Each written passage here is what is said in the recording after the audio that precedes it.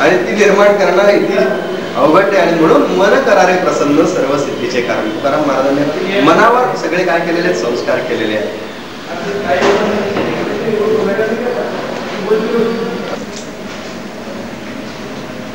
सेरेन atmosphere, इंग्रजीमध्ये एक म्हण म्हटलेले, maintain high standard of housekeeping.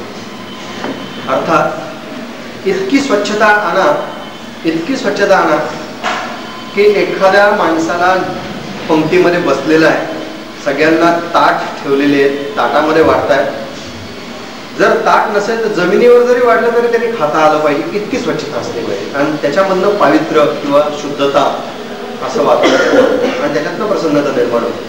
आणि म्हणून आज अनेक उद्योगांमध्ये सुद्धा जेव्हा आम्ही ऑडिट करायला जातो तेव्हा पहिलं आम्ही काय बघतो ते त्या उद्योगातली फक्त स्वच्छता. माझं ऑडिट मला आठवतं की आज सुद्धा मी टॉयलेटपासून सुरुवात करतो.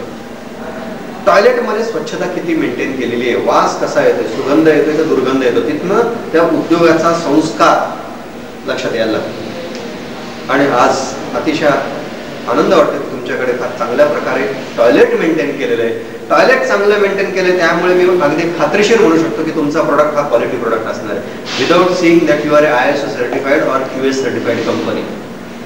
कारण की तुमच्याकडे एवढी स्वच्छता टॉयलेटमध्ये मेंटेन केलेली आहे.